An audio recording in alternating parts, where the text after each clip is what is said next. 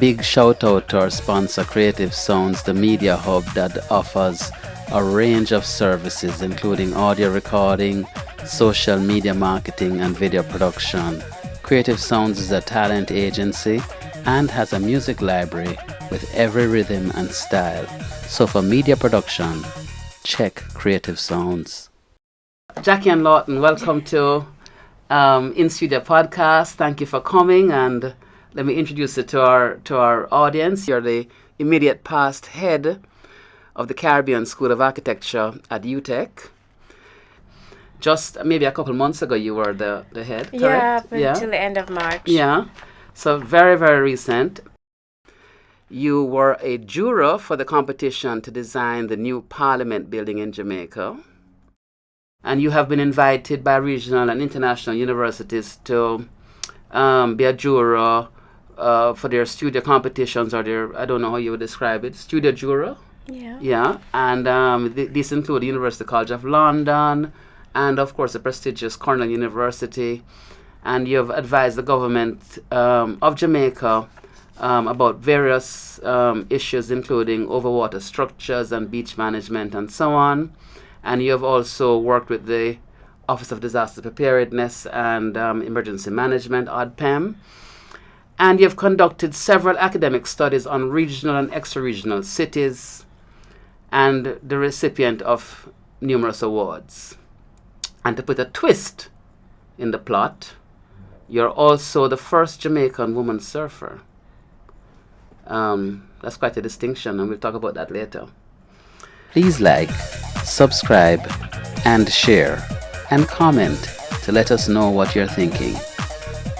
First of all, I'd like to ask you to talk about your work as an architect, the influences, the considerations before you take on a project. Okay. Well, thank you for inviting me to come and speak with you, Gregory. There are a lot of questions there, yes. To answer your first one, there are a lot of influences. I could go back to, pedagogical methods, huge influences, various philosophical treatises and approaches to thinking about humans in space and the idea of place. And then just formal ideals, the creative sensibility that comes from an individual. Influences, I would say that I studied at the Cooper Union for the Advancement of Science and Art in New York City. And at that time, Dean John Haydock was the lead of the school. And his teaching methodology, and many of those there, was quite unique in that it wasn't prescriptive at all, but more a heuristic device to help for each individual to create their own ideals and ways of interpreting a particular probe or problem. So that's stuck with me and many of us who came out of Cooper at the time when Haydock was dean. And it's evolved in terms of my practice as an architectural educator at the Caribbean School of Architecture and UTECH. In terms of practice, the climatic region of the tropical zone has really been relevant to my practice in terms of the responses, the built environment responses to, through the forms that's created for various clients and their needs.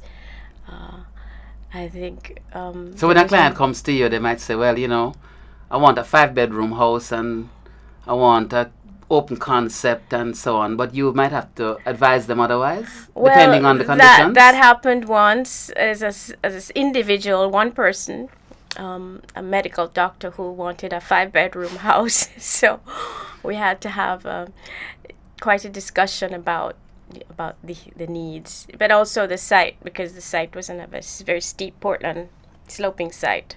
So we had to kind of mitigate what we can actually do structurally within, environmental conditions. That's a common thing for architects to be to have to educate their clients, to the clients have to rethink what their original dream was for this project? Yeah, I think it's a conversation that we have that one has with a client or a group of clients, in terms of what their brief is, and to have the brief evolve through that dialogue. Maybe have several meetings to try to discern, what essentially is the project, and also what the scope of the project should be. Yeah. And of course, in addition to being a full-time educator, you still practice architecture. I have practiced, well, before I became the head of school. I had a lot more time to be able to support individual concerns like clients. So I've done residential projects for various people over the years, prior to becoming, to taking on the responsibility of the head. You were instrumental in getting the accreditation necessary for with the Commonwealth Association of Architects, validating the architecture school at UTECH. What was that like? I mean, it's well documented that UTECH, and maybe even you might have some accreditation issues from time to time. Was this very hard for you to convince the governing bodies that your curriculum was up to scratch, or was it an easy process? Well, we are fortunate in that the school was established through the efforts of an organization called ACSAC, which is Association of Commonwealth Societies of Architects in the Caribbean. So the English-speaking Caribbean lobbied with the CAA in order to get the school off the ground for the English-speaking Caribbean. And finally, in 1988, it manifested. So from that time, the CAA has kind of been involved with the school, and we have had various accreditations on validations are on a 5-year cycle. So the cycle was from 2017 to 2022. We get to validate. It involves a lot of data, self-studies, various documents that have to be prepared, reflective evaluations, and things like that. But basically, one has to, in order to validate, to prove that the course has been on par with, what the education standards are for architectural education internationally. Yeah. But before we started to record, we talked about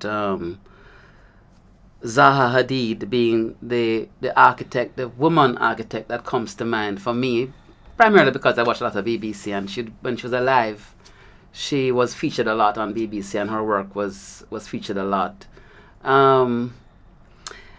Is there a space in, and she's her concepts were out there.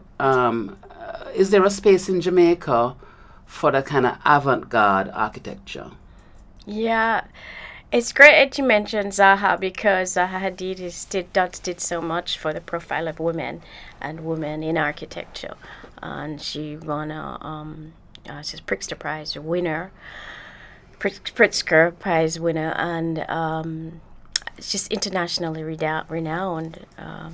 So it's nice to hear her mentioned, and certainly her beginnings at the Architectural Association in London, which she spoke about and wrote about extensively, hark back to the situation as the constructivists 1920s, and kind of her own take on that.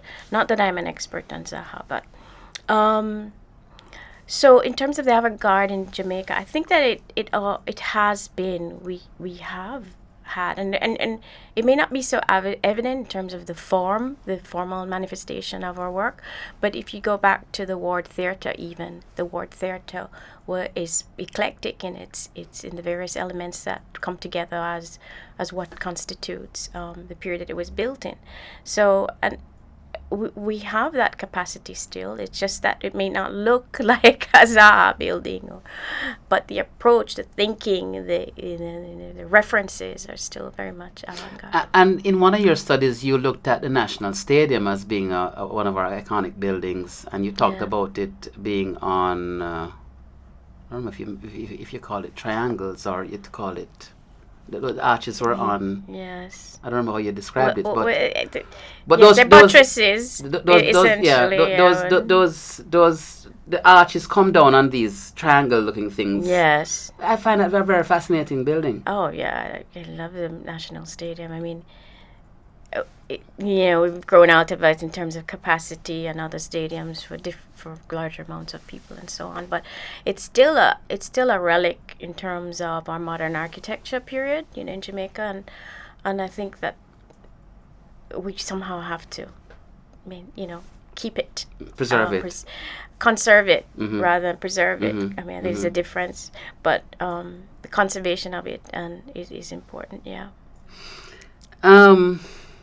Is architecture, I know that in tertiary education, generally in Jamaica, and maybe in other places as well, that it's female dominated. Most of the graduates that where I teach part-time are women.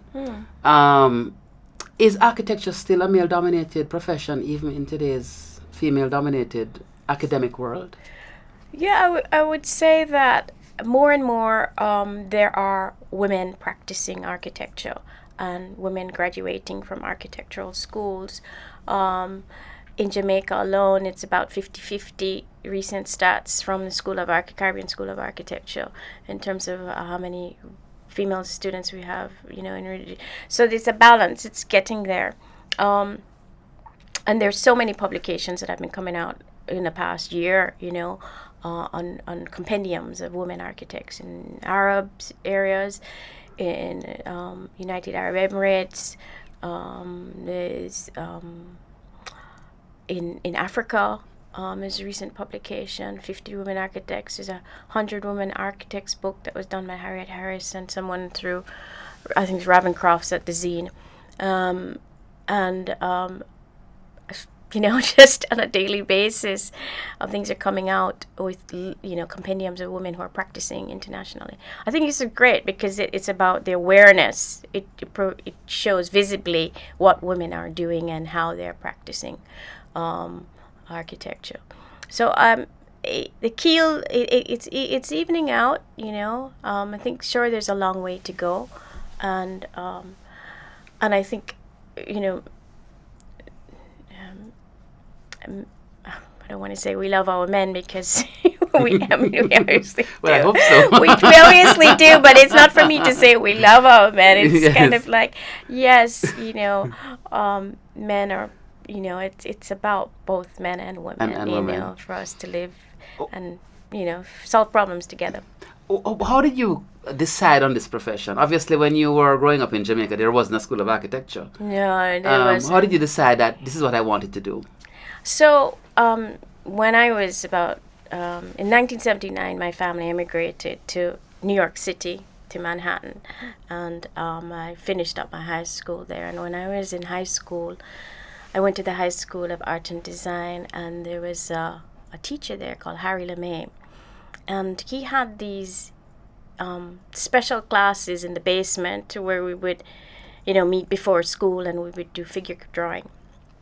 And it's a volunteer thing if you wanted to. So I did that. I would go into school early and do lots of drawings. And he said to me, I know that there's a place I think that you where you belong. And he was the one who actually said, put in an application for the Cooper Union, which was all scholarship. And, the complete tuition at that time was a scholarship. And so I did. So I didn't actually kind of understand the full scope and breadth of what an architectural education would afford for the future, but it took that one individual to say, look at this, and that kind of evolved that way. Well, my wife, who is a researcher, and she, like yourself, migrated in the 70s. And she is of the opinion that there are some serious merits to that if you can manage to get a quality education overseas, because as you say again, the scope the things that you can learn and delve into and explore overseas, you may not get the opportunities of that here. Well, I think now that the School of Architecture here is very good. Not in architecture necessarily, yeah. but I mean in terms just generally, just the high school education and the early and the opportunities you get coming out of our education system. Perhaps we should be looking at ways to encourage children, for instance, to explore other things apart from just the traditional professions. I'm totally an advocate for that, 100%. I mean, and we see that when we recruit coming out of the high schools, students have to present a portfolio. And, often the portfolio is good. They're getting better and better, and they have a diverse kind of creative activities, including writing and so on. But one of the things that I've implemented in my pedagogy is making films, like short films, as a way to kind of bridge the ideas, philosophical ideas, critical theory ideas with the visual narratives in architectural studies. So I think that in other places there are opportunities for students at the high school level, for example, to study film or the kind of extensions of what the creative process is. So, but I think we have the raw goods to be able to do it. It's how do we include in STEM the arts. Exactly. So it's probably a structural thing where we kind of compartmentalize the different areas of study. So you're a scientist over there and you're an artist over here, and we don't combine them. And then there's such brilliant scientists who are very creative too, but their creativity comes out in different ways. Yeah, for sure. And UTECH and the School of Architecture was also involved in the concept of a music museum downtown, somewhere in the parade area. You want to talk about that a little bit? Yeah, sure. We eventually, as head of school, the university was encouraged and supported by the faculty to come into a memorandum of understanding with the Urban Development Corporation of Jamaica. But the follow-up to that is research that was done in this particular project and other service learning projects. So as the lead for the fourth year undergraduate students, years before, the chief architect of the UDCU's Kamal Kambui and myself, we worked together on a number of service learning projects which were supported research in the studio to solve real project problems that were on the ground and needed to be looked at. So one such one was the Music Museum of Jamaica. So in the studio we had participation from Herbie Miller, from Mikey Bennett, and they came in and spoke about acoustics and things like Herbie Miller certainly helped, with the formulation of what was needed in terms of the program of use for this.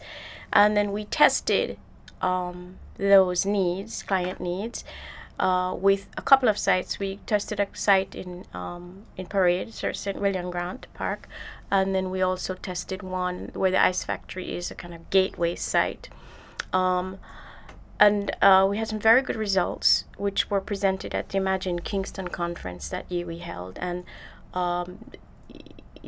Jillian McDaniel who's at the Ministry of Culture Entertainment, was also involved with this. So it was a kind of a participatory group effort, but we were able to utilize the studio as a think tank to help to manifest possibilities. Do you think it will ever be actualized? Well, I think that we tested those sites. I mean, and the ministry has that information. Like everything else, every other project, it takes a number of issues coming together, including financial, to be able to, and the will, the sheer will to make it happen. But definitely it's long overdue. You gave a presentation in Guadeloupe in 2015 about coastal towns in Jamaica and the level of accommodation for pedestrians. And you also examined development orders that regulate physical planning in Ocho St. Anne, and Negril and Green Island in Westmoreland. Mm-hmm. You want to talk some more about that presentation Yes. and really the access for pedestrians in and around cities in Jamaica?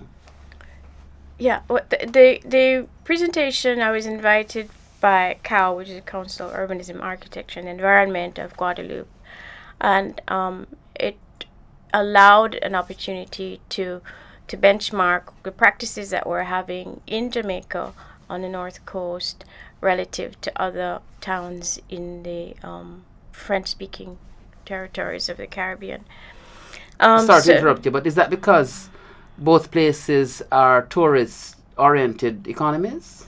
Well, I think small island states or small island developing states we all share a commonality in terms of the world pressures right now, in terms of the small footprint that we have. Most of our old towns and cities are along the coast, yet, seawater rise and storm surge are affecting, settlement in those areas of the towns themselves. So there's a commonality there, outside of the linguistic differences and cultural differences. So yes, I was given this invitation and presented some information on what the UDC has done in Ocho Rios, with the pedestrianization of that. And then a little bit about a comparative analysis to Negril, which, how Negril was developed, and then the lotification of the beach. I mean, when I was a child, my mother was from Westmoreland, so we would do country runs with my dad in his little car, and Negril was so pristine. I mean, there was just no development on that 7 mile or that. There's just vegetation, and we might have like a window through to see the beach, So my memory of that obviously propelled. I always have this affection for that part of the country and the morass that grows. Just so you have this wonderful ecosystem, but it's also great for people who want to visit and be there. So it was really looking at the development orders and the kinds of development that was happening in Negril and how it afforded or not the pedestrianization of that stretch. I haven't been to Negril in a while, but and I'm trying to conjure up the images in my mind, but I don't think they have the same kind of walkways in a big part of that stretch as do They Ocho don't, Rios. not yet. In some parts you have, in some little stretches. And people are kind of walking informally and dropping in. Or on the road and all kind of things. So, but it's ideal for bike lanes. I mean, it's a highway. The highway actually ends there in the town, but it's an ideal proposition to do a solution for pedestrianization, implementing all the standards. And the bike lanes will be wonderful. I mean, and there are even bike rental businesses in in Negril. But I shudder to think what the taxi drivers would do with the bike riders. They would turn the bike lanes into a third lane, taxis only. Who knows what the bikers would come up with? Various spokes on there. I know. Maybe an avenue for invention. What is Design Studio 7 at this Caribbean School of Architecture? Well, we have different design studios at the School of Architecture. It starts from 1, which is the first year, and each studio has 2 different numbers depending on the year. So year 1 would be Studio 1 and 2, year 2, 3 and 4, and so Before on. you even go, just tell us what a design studio is. Oh, a design studio. So a design studio is common to all architecture schools around the world and has been since the beginning of time, I suppose, since the practice of architectural education. But it's a place for empirical the process of evolving cognition and actually manifesting it through then the skills that are associated 2-dimensional, 3-dimensional visual communication, and then also imbibing theory with that, but surrounded a project, so it's project based.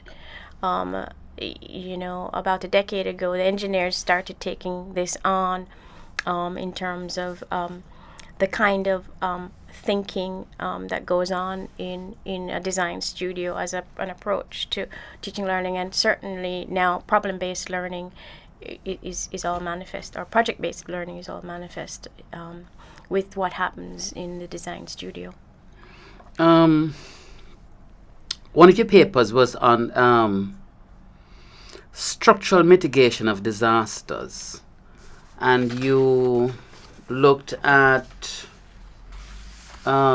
places that have been impacted by disaster, and Portland Bight and Portland Cottage is one of them.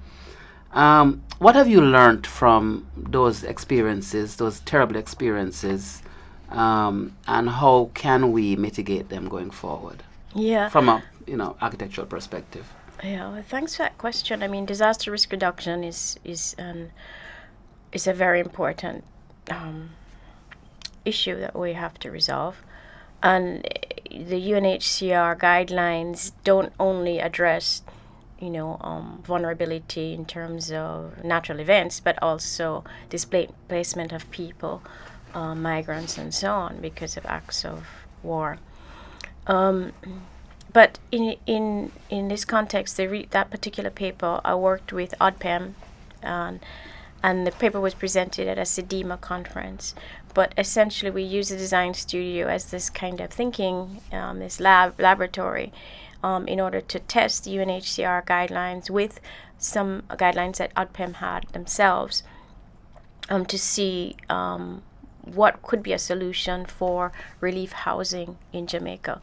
So the recovery, there's recovery, then there's relief, then there's resettlement. There's a kind of the cycle, the DRR cycle. So we did some case studies and what happened across Jamaica. It's published in the paper, and then reflected on that, and then tried to develop solutions in terms of a shelter structure. What would be a response to this problem that we had in terms of the relief component of the cycle, the immediate settlement, not the settlement, the immediate relief in terms of providing a home, a house, shelter, in an instance of an emergency. And you came up with some interesting, you and your students, I believe, came up with some interesting solutions, which are illustrated in the piece. Yes. And which our audience will be looking at, I guess, presently. But tell us about those structures and the design of them, and the idea that you have that communal living can help us to manage the resources better than if we didn't live in a communal space post disaster. Okay. Sorry, it's too much. What I understand from your question is, let's talk about the structures first. There are lots of really good student responses, and we did an exhibition with ODPEM, and we presented this in various forums, and then with CEDIMA, it was distilled in terms of the findings.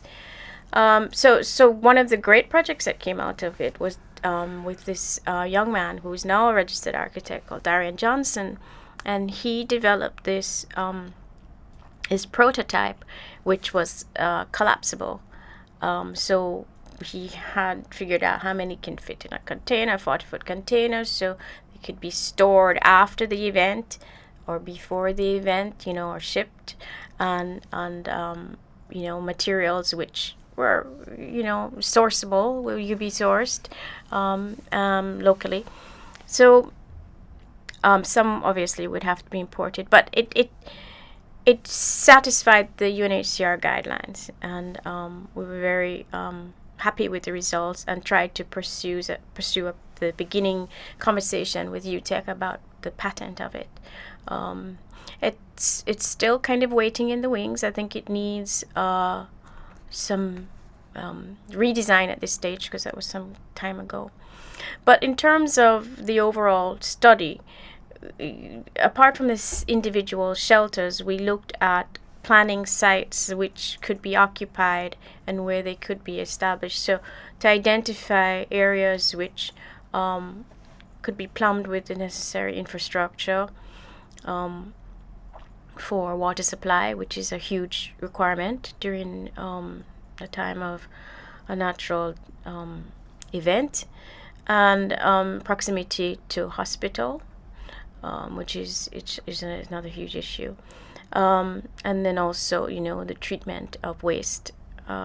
But that this site could be identified in a place which would not be necessarily a low-lying or vulnerable area, that could be used, cyclically. So part of the investigation led us to what had happened in Onoto Bay, and we visited Onoto Bay and looked at the schools there. And the schools actually, and many schools across Jamaica are used, schools and churches are used as areas for people to gain shelter in the first instance. But what happens is that as there's a recovery period, individuals kids have to get back out to school, lives have to start going again. If the schools are still occupied, then it becomes an issue, a problem that has to be resolved. So one of the findings of the papers too is with the various communities, the tracts of housing that are being done, on the north and south coast. The planning of that ideally should include the community facilities, that would offer the sheltering in a time of emergency. So that was one of the findings that came out of the paper, in addition to the shelter structure itself and a designated site for emergency relief. And involved in this is the idea of it being a communal type community post disaster, and that would help to manage resources easier than if people were dispersed, or certainly in shelters that the school shelters type of thing. Yes, but the other, managing resources, water supply, and so on, food resources. The other thing is that in situations of immediate relief, emergency management, the UNHCR really points out the issues that can happen with people together who are strangers in terms of gender issues and safety requirements. So those are real concerns too that one has to address. Mm-hmm. In your 2005 paper, Social and Public Architecture in Kingston, Jamaica, you looked at some of the important, if not iconic, buildings in Kingston. I mean, I am fascinated with that circular tax admin building downtown. It really is fantastic. I didn't realize it was that old. It wasn't always in my consciousness. I drove by it a million times without taking note, and then from a distance a few years ago I saw it. I said, oh my God, is that a new building? But it's not. It's quite an old building. And you looked at the evolution of urban design as an expression during that early or late colonial period, early independent period, as an expression of our independence. Do architects generally, that's a massive role that architects take on to give a physical expression of what the country is experiencing in a period of history? Yeah. Urban planning, urban design, and architecture are three distinct areas, fields, disciplines. And the city of Kingston was settled after the earthquake in Port Royal. So the planning of Kingston is actually the dimensioning system. Kingston works very well for walkability, and the fact that I don't know if you've ever been at even at Wyndham Grant Park in Parade, and you just look to the sea. There's this, because we're on an alluvial plain, it's just this wonderful slope. Yeah, it's beautiful. That it just invites all the sea breezes up the streets. So it's dimension, the size, the proximity, its location. It's a great setting. We have a lot to do in terms of the absentee owners, the recovery of the structures that are there, and so on. Yeah. It is a beautiful city, and even when for a lay person like me, when you drive through, you can see a lot of Art Deco buildings down there, King Street and Harbour Street, and some of those places that you can just imagine the potential for it to be looking more like a Miami. Or looking like a Kingston. I use Miami because Miami has all those Art Deco buildings that you can imagine that, we have the potential to look like a Kingston, as you say. And there's been so many groups that have studied Kingston over decades now. But in our study of Kingston, ours meaning the school and the relation to architectural education, we found many years ago at the inception of the school that we need to look at the overall urban context in order to make an insertion architecturally, because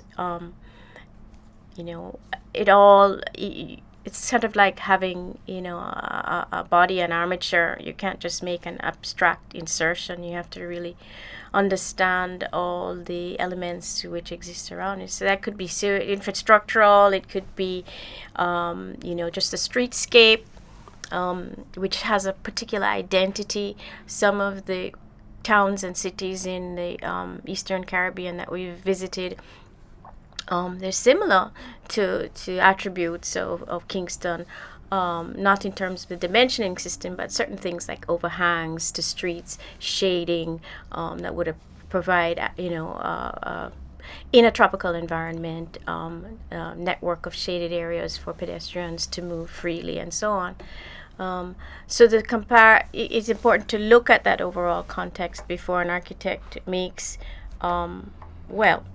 different architects will have different approaches to making an intervention, but certainly the one that I am an advocate of and I believe in is to really understand the context before making an intervention.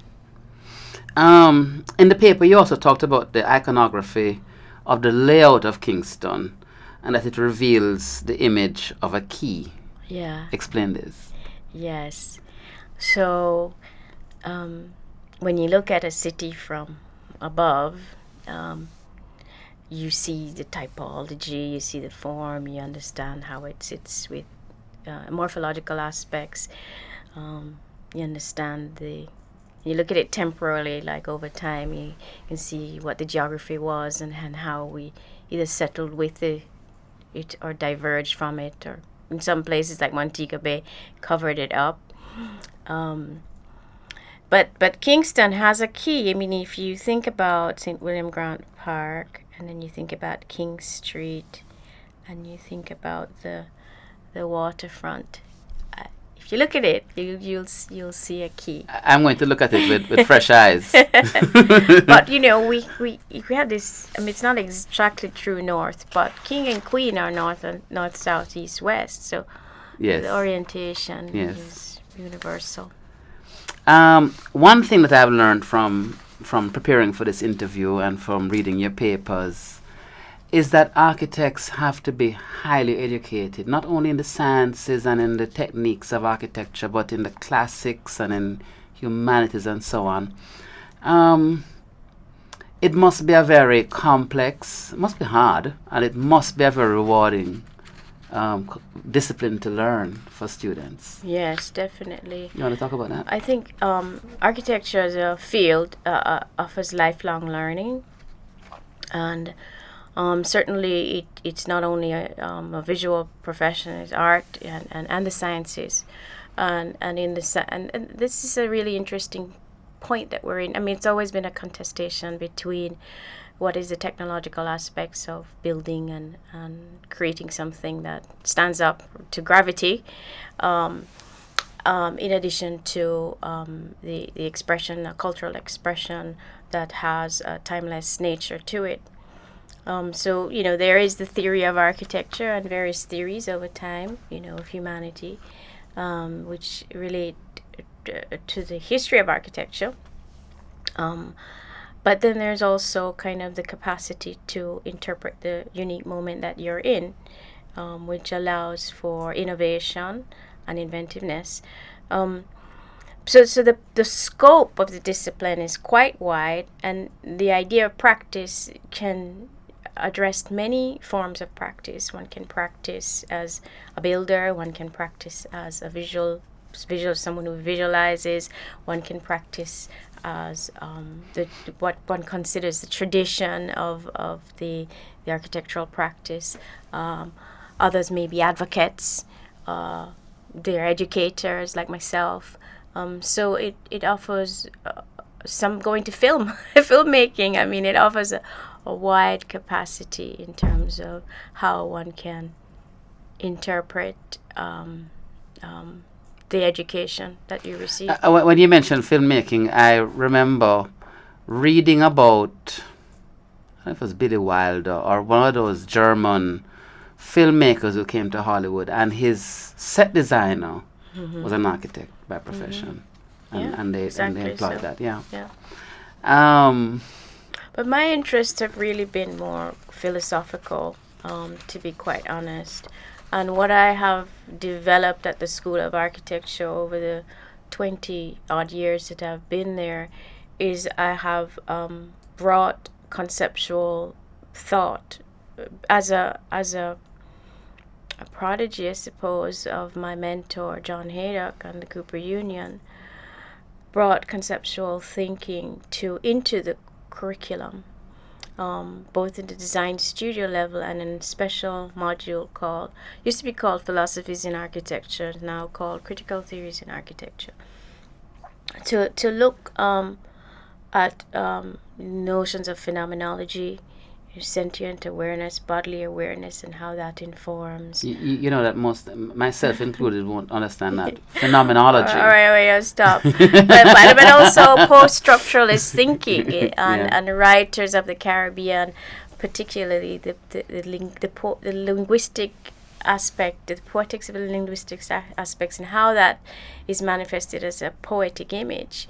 And there's a whole legacy of architectural thought that is associated with that approach, inactive cognition. There's some thinkers that have constantly been drawn to, and certainly, the poetry of Caribbean poetry has its prolific in terms of a resource, but which we bring into this to the particular course, and other forms of writing. We've looked at Edouard Gaucelin from the Caribbean, the Poetics of Relation. To me, is a seminal text. I keep going back to it. There's some things you just keep going back to. Yes. So you're as an architect, you're informed by literary works as well as visual works. Most definitely, they're the parts of the brain that have to join. They have to. Cool. And even hearing you expound on this, it begs the other question, which is, do your clients appreciate the breadth of knowledge and learning that an architect brings to the table when you're designing work for them? Well, I think there's so many. We're all so different, and so they're different clients. Some clients would want to engage in that kind of conversation, and others just are very, practical and just want to get the numbers crunched out and to fit the budget. So, if one is in a position to choose your clients, then that is ideal. And are opportunities for designing buildings shrinking or expanding in Jamaica now? Well, they've been growing. Yes, I mean, we can see it all around us, for sure. There's a lot of activity going on. And is that sustainable, you think? Well, that question of sustainability has many parameters to it. I mean, if we look at the guidelines for sustainability now in terms of the building and architecture, we have to look at human factors. We have to look at circular economy, we have to look at water as a resource in and of itself. We have to think about biodiversity of species, not just humans, and other factors that we have to build into the overall lens of what is sustainable. So we did a study, ACSAC. I'm the deputy chair of ACSAC at the moment. The chair is Linda Moore in Barbados. And we did a study for the Commonwealth Association of Architects. I happen to be... If you don't mind, tell us what ACSAC means. Oh, I think I said at the beginning of the podcast, Yeah. but it's the Association of Commonwealth Societies of Architects in the Caribbean. The entity which, decades ago helped to formulate the school. You did. Yeah. Yeah. So we did a study for the CAA,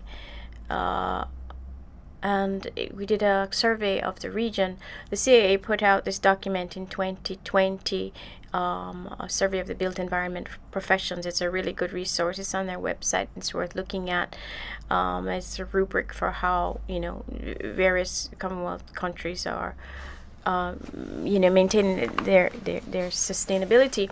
But the interesting thing that I'm trying to kind of get to is that in the survey that we did for the Caribbean, some of the commonalities were incentives for sustainable building materials, that across the Caribbean, architects aren't able to get those incentives to build in this thing about the circular economy into the production of buildings. Another was that we use local materials and resources more. That is something to be developed. Yes, and I think there was another issue about scarcity of water, which was a concern. You want to explain to us what the circular economy is? Well, what I understand of circular economy is, we have the 3 R's to recycle and build back into the system the use of any material. So it's about how there is the whole life cycle of a particular material. So an example would be carpets, carpets that are being utilized rather than remanufacturing them over and over and over. I think there's one company internationally that recycles the carpet and puts it back out as carpet product. So it's understanding that there's no throw out. There's no out to throw. Everything has an impact, and the whole life of a product, the upcycling of it is very important. So that is something which is on a very pertinent issue in terms of the sustainability of building production. In the boom that we're seeing now in Jamaica, the building boom, do you recognize some of the concepts that you're teaching at the School of Architecture being applied, some of the philosophies being applied to some of these new buildings? I do, because they're graduates of ours, and there have been presentations through the Jamaican Institute of Architects. They've been invited to talk about their work with other architects and people in the building industry, engineers and so on. And there's a question and answer period, and certainly we can provoke our graduates who are very prolific practitioners, how they're addressing certain things. For example, how are they addressing climatic design, whether it's active or passive, or low carbon in terms of energy, how are they addressing those issues? So yes, I think that it's there. I mean, it just on face value, one may not identify that these practices are being imbibed or trying to be established. I mean, we just need more support, is what the Caribbean is saying, and certainly members in Jamaica, in terms of incentives for using certain materials, building systems. If you could design your ideal community in Jamaica or regionally in a small island developing state like Jamaica or elsewhere in the Caribbean, for instance, what would that look like in terms of the defining features? Yeah. I mean, you know, you can answer this in any way you yeah, want ideal is utopic, right? And to. I thought about this notion of utopia, and that utopia doesn't really exist. You know, it's kind of like heaven is here on earth. So how do we make the best of what we have? And the best of what we have in Jamaica, I think one of the social bests is intergenerational living. It's how grandparents are living with their children, their grandchildren, and the parents are in between. But everybody lives in the same place, and everyone can kind of look after each other. And all the universal access codes about, how people that are elderly shouldn't really be going upstairs, that they should live on the ground level. The details, the technical details, can be resolved with everyone living in the same place. And we can extend that idea from the nuclear family or from the family, intergenerational family, to like a community-based situation. And community associations definitely work that way. I mean, I'm a part of one in my neighborhood, and there is a hand-holding that goes on, and certainly an interest in the public green or the common, and how that can be utilized to the benefit of everyone. But I think this thing about the sustainable measures and food production and how we live with each other, there are models that happen other parts of the world where people are literally living on the same plot of land, sharing resources and acting very communal and holistic together. So that's an ideal. But as I said, we live here on earth. Heaven is here on earth. So we try to utilize what we have. Yeah. Well, some years ago, I made a film for the Jamaica Baptist Union about urban farming, because they have a farm in Jonestown. Mm-hmm. And I wondered, and there's potential for it in Kingston. Yeah. Mm-hmm. Is that something that you explore in your academic work at? Most definitely, we explore that. There have been quite a few student projects that look at urban farming. There was one for downtown Kingston, next a site close to Carnation, north of Carnation. Most recently, we have an MOU with a school in Puerto Rico, in Ponce, and we did a study of La Playa de Ponce, and the UN has a Transcultura project, which is based in Cuba, and they invited us recently to make a presentation. So one of our graduates, Jacquiann Antoine, who lives in St. Lucia, presented his project for La Playa de Ponce, which is about this urban farming system. And so the problem that we're experiencing is not limited just to Jamaica. I mean, in a place like Puerto Rico, a lot of the food is imported as well. So that they are. The good thing is, when we look across to hold hands with our neighbors across the Caribbean, we can try to find solutions to these things communally, and we're not isolated. So I think that's the benefit of the school, and that's the benefit of networks and advocacy groups, in whatever region you reside. So, enough about architecture. Yeah. How did you start surfing? Wow. How did I start surfing? Well, you said to me first before you were a boater before you were a surfer. Yeah. Tell me about that. Yeah. When I came back to Jamaica, after studying and internship, came back and I took a course at the RJYC, which is Royal Jamaica Yacht Club. I think I was in the 1990s. early 1990s. Anyway, this course was great because then I just started crewing with a family, Mike Williams and Stephanie Williams, a really rough and rugged boat. You know, it was 27-foot Morgan, and I learned a lot. You know, and then we did this really great. A flotilla went from RJYC to Santiago de Cuba. So we not only, in all those sailing experiences, I had an opportunity to kind of sail around Jamaica, you know, and understand its coastline, but then also to go beyond the coastline, you know, to another territory. So I just always loved the sea, you know, as a child growing up. My father always took us to the coast, as I said earlier, and, you know, anywhere in Jamaica, we would go out on a Sunday and, you know, be in the water.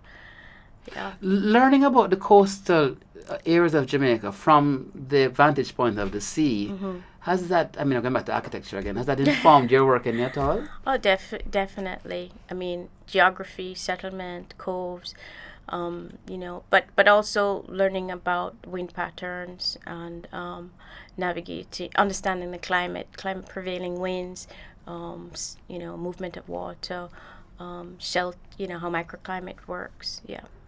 So on to surfing now. The Yeah. first female surfer in Jamaica, my source tells me. Your sources tell you.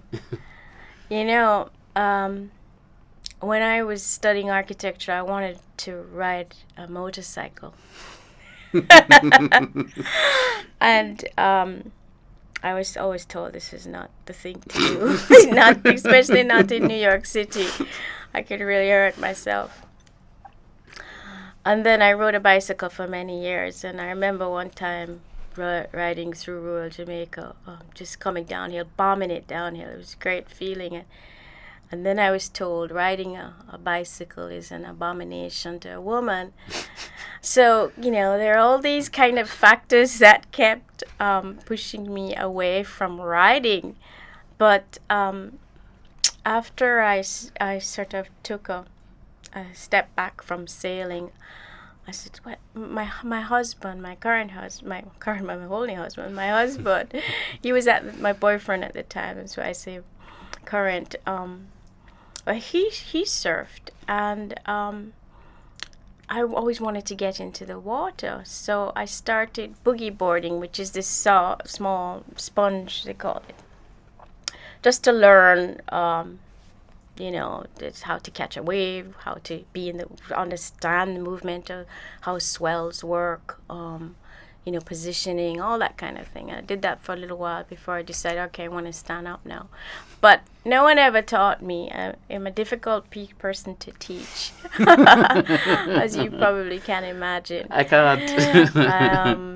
I just got a board, you know, from one of the other guys, and Nigel Benjamin, and just went out there and just over and over practice, trial and error, until, you know, I could find my way. But the community is great, and we started a surfing association called the Jamaica Surfing Association by a small group of members in the early days, and I was one of those persons, and it has evolved incredibly to kind of, you know, much younger children who were then children at the time when we started the association. They're now leading the association, so it's really grown.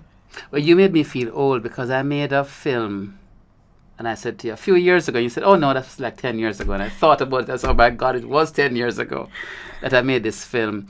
And having made the film about surfing, I realized that the community of surfers is really a kind of eclectic group of many people from various spheres of life. Yeah. And they're bonded together by surfing. Yeah, we're water people, but we're transient water people. Because, you know, Mother Nature and the coastline gives you a wonderful surf site, unpredicted because of, well, it can be predicted through, you know, software now, like when a swell comes and so on, but we're always hunting wild beaches, and in that way we're kind of nomadic, but not necessarily for land, but actually for water and the water space. So we're very much connected, we're a family. It's an interesting story about how you met your husband. Yes. What story do you know? Well, tell me the real one. No, that's a part of it. But I No, mean, no, how did I mean that you met in kindergarten. No. What? I Where'd just- you get that from? Well, I just wanted to clarify. Oh my gosh. Is that true or not? Well, you really shocked me with this one. I've been trying. That is a big surprise. Wow. That's a serious love story right there. That is a love story, and Eve is my husband, Eve Yarwood. Yeah, I think we both came back to Jamaica about the same time. I mean, his family went to one side of the Atlantic, mine the other, coming out, through the diaspora. But we both came back to work in Jamaica at the same time, and we met each other at Design Collaborative. He's an architect as well. He's an interior designer. Calls himself an interior architect because there's this strange understanding that designers just do color and fabric, where he's about manipulation of space and form. But yeah, so we met there really. As adults? As adults, yes. But in the course of things, we have unraveled our history to say that we were probably at Holy Childhood at the same place, at Holy Childhood, a year apart, in the playground at the same time. And we've never been able to prove it, so it might be mythological, but it's romantic. But we believe it. We do definitely believe we're lifelong partners, and we crossed paths at different times, but more permanently we found each other. That is awesome. So, having demitted office as head of school, you still teach, correct? I'm a senior lecturer, and I'm finishing up I lead the graduate program in terms of the studios. So we have this academic year to complete the research. A lot of research that's done at that level. I've been focusing on, coastal towns and cities of Jamaica. So we've done studies, Ocho St. Anne's Bay, Montego Bay, and now we're doing Falmouth.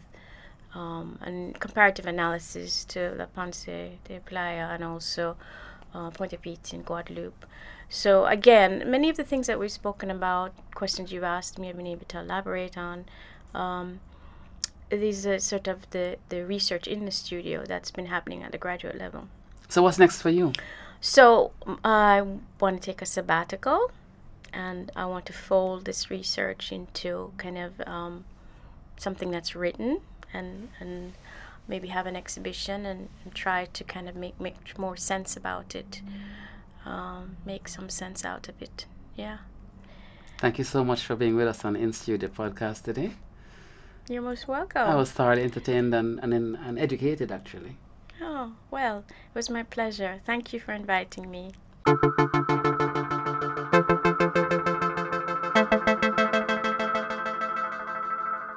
Pierre Lemire.